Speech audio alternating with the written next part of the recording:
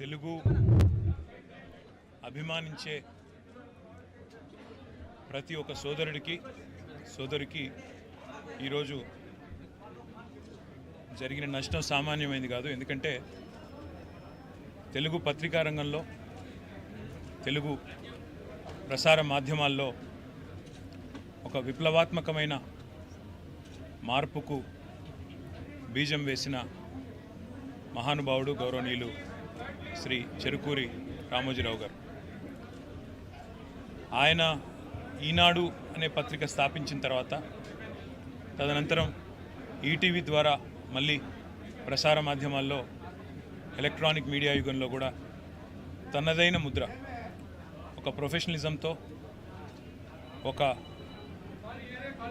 విలువలతో కూడిన జర్నలిజానికి గుర్తుగా రామోజీరావు గారు చిరకాలం నిలిచిపోతారు. తెలుగు భాషని ఆయన అభిమానించిన విధానం, తెలుగు భాష అభివృద్ధి కోసం ఆయన తపన, అదేవిధంగా ఎల్లవేళలా రాష్ట్రం బాగుండాలి, దేశం బాగుండాలి అంటూ తనదైన శైలిలో ఎప్పుడు కలిసినా చిరునవ్వుతో భారతదేశం గురించి, అదేవిధంగా తెలుగువారు ఎక్కడున్న తెలుగువారి గురించి, తెలంగాణ గురించి, ఆంధ్రప్రదేశ్ గురించి మాతో ఎన్నో సందర్భాల్లో గొప్పగా చాలా విషయాలు, గతం గురించి, భవిష్యత్తు ఎలా ఉండాలనే దాని గురించి కూడా చాలా గొప్పగా చెప్పిన మహానుభావుడు రామోజీరావు గారు. ఎన్నో సందర్భాలలో ఇదే ఫిలిం సిటీలో వారిని కలుసుకునే అవకాశం లభించింది. చాలా సందర్భాలు గంటలు వారితో కూర్చున్నప్పుడు ఒక మొబైల్ ఎన్సైక్లోపీడియా లాగా మొదటి నుంచి భారతదేశ స్వాతంత్రానంతరం నుంచి ఈరోజు వరకు చరిత్ర ఎన్నోసార్లు ఆయన నోటి వెంపడ విన్న ఒక అదృష్టం కూడా నాకు కలిగింది. వాళ్ళ ఆయన లేని లోటు నిజంగా కూడా తెలుగు పత్రికా రంగానికే కాదు, ప్రపంచవ్యాప్తంగా ఉన్న తెలుగు వారందరికీ కూడా ఇది తీరని లోటు. ఒక యూనివర్సల్ స్టూడియో స్థాయిలో ఇవాళ రామోజీ ఫిలిం సిటీని నిర్మించాలనే సంకల్పం ఏదైతే ఉందో, విజన్ ఏదైతే ఉందో, అది నిజంగా ఒక విజనరీకి మాత్రమే సాధ్యం. ఆ విజనరీ రామోజీరావు గారు.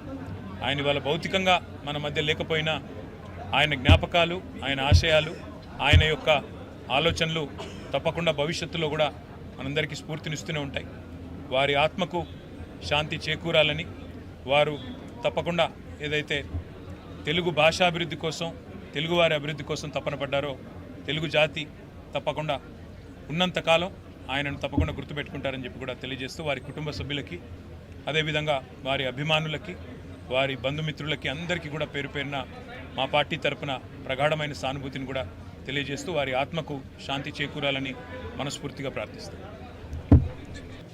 1995వ సంవత్సరంలో మొట్టమొదటిసారిగా వారిని చూశాను. అప్పటి వరకు ఈనాడు పేపర్ తప్ప వార్తలంటే ఏమిటో తెలియదు మా ఇంట్లో. ఒక మహాప్రస్థానం.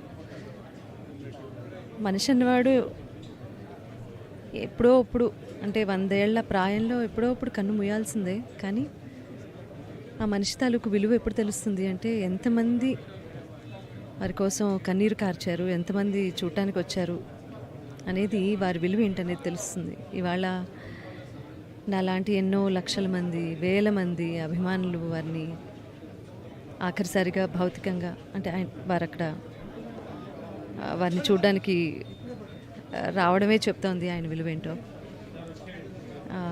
ఒక ఎంపైర్ స్థాపించారు, ఎంతోమందికి అన్నం పెట్టారు, ఎంతోమందికి స్ఫూర్తిదాయకంగా నిలిచారు రామోజీరావు గారు. భవిష్యత్ తరాలకు వారు చేసిన పనులు, వారు స్థాపించిన ఈ సంస్థానం ప్రతిదీ ఆదర్శప్రాయంగా నిలుస్తుంది. మాట్లాడుకుంటారు, వేనోళ్ళ పొగుడతారు. ఇలా ఎప్పుడు ఆర్ఎఫ్సికి వస్తానని అనుకోలేదు. 90 ఏళ్ళు ఖచ్చితంగా బతుకుతారు వారు అని వారి కుటుంబ సభ్యులతో సహా నేను కూడా అనుకున్నాను. కానీ దేవుడు ఒకటి రాసిస్తాడు, దాన్ని మనం ఎవరు తప్పించలేము. కాబట్టి వారికి సద్గతి ప్రసాదించాల్సిందిగా భగవంతుడిని మనసారా కోరుకుంటున్నాను. రామోజీరావు గారు లివ్స్ ఫర్ ఎవర్. రామోజీరావు గారు 42 years హనుమంతరావు.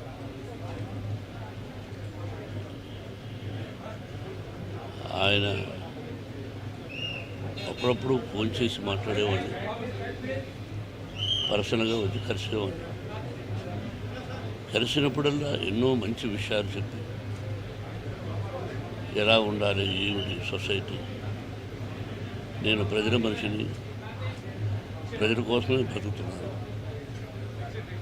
ప్రజల కష్ట సుఖాలు తెలుసుకొని నా వంతు నేను ఏం చేయగలను అని ఎప్పుడూ చెప్తుండేవారు. నేను ఎప్పుడు కలిసినా దాదాపు 2 గంటల వరకు నన్ను కదలనిచ్చేవారు కదా ఆయన. రండి, నేను ఎప్పుడైనా చనిపోతే నా సమాధి ఉంది చూతురు అనేవారు. ఏమండి, నేను ప్రకటించడానికి వచ్చాను కానీ మీ సమాధి నేను ఎందుకు చూడాలి, మీరు బాగుండాలండి అంటే, ఎందుకు మీరు ధైర్యస్తులు కదా, ఎందుకు అది పిరిగితనంగా ఉంటారు, రండి నేను ఎన్నోసార్లు పిలిచినా రాను సార్ అని చెప్పడం జరిగింది. ఆయన లోటు మా కుటుంబానికి కాదు, యావత్ ప్రపంచానికి తీరని లోటు. ఇది సామాన్యమైన విషయం కాదు. ఈ స్టూడియో ఒక్కరి వల్ల అయ్యే పని కాదు. ఒక్కరిది ఓన్లీ వన్ మ్యాన్ ప్రపంచంలో చాలా గొప్ప వ్యక్తిగా పేరు సంపాదించారు. ఆయన ఎక్కడున్నా ఆయనకు మనశ్శాంతి, కుటుంబానికి మనశ్శాంతి, ఆయనకు ఆత్మశాంతి జరగాలని భగవంతుడు కోరుకుంటున్నాను. It's a great man. పత్రికా రంగంలో రారాజు, అలాగే స్టూడియో అధినేతగా కూడా రారాజు. స్వర్గీయ రామోజీరావు గారి మృతి పట్ల నా తీవ్ర దిగ్భ్రాంతిని, విచారాన్ని వ్యక్తం చేస్తున్నాను. రామోజీరావు గారు ఒక లెజెండ్. ఆయన ఏ రంగంలో అడుగుపెట్టినా చక్కటి ఫలితాలు సాధించడమే కాకుండా అనేక మందికి ఉపాధి అవకాశాలు కూడా కల్పించారు. రామోజీ ఫిల్మ్ సిటీని స్థాపించి ప్రపంచానికి ఒక గొప్ప టూరిస్ట్ డెస్టినేషన్ను అందించిన వ్యక్తి రామోజీరావు గారు. ఈనాడు పత్రిక, ఈటీవీ లాంటి ఛానల్స్ను ప్రారంభించి పత్రికా రంగంలో, అదేవిధంగా ఎలక్ట్రానిక్ ఫీల్డ్లో కూడా సంచలనాలు సృష్టించిన వ్యక్తి రామోజీరావు గారు. రామోజీరావు గారి మృతి నిజంగా కూడా తెలుగు వారికి, తెలుగు రాష్ట్రాలకు తీరని లోటని చెప్పడంలో సందేహం లేదు. పద్మవిభూషణ్ రామోజీరావు గారి మృతి పట్ల మరొకసారి నా సంతాపాన్ని తెలియజేస్తూ వారి కుటుంబ సభ్యులకు నా ప్రగాఢ సానుభూతిని తెలియజేస్తాను. చాలా బాగుండేవాళ్ళు. నేను అభిమానించే వ్యక్తి. He's a legend in his life time. His contribution to Telugu media, Telugu movies, Telugu politics, Telugu public life can never be forgotten.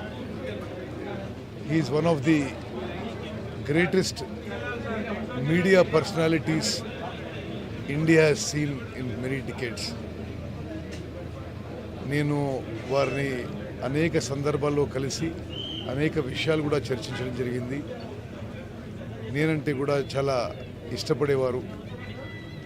చాలా దశాబ్దాల నుంచి వారితో చాలా దగ్గర సంబంధం ఉండింది. వారి మృతి తెలుగు జాతికి తీవ్ర నష్టంగా నేను భావిస్తున్నాను. వారి కుటుంబ సభ్యులకి నా సంతాపం, సానుభూతి తెలియజేస్తున్నాను.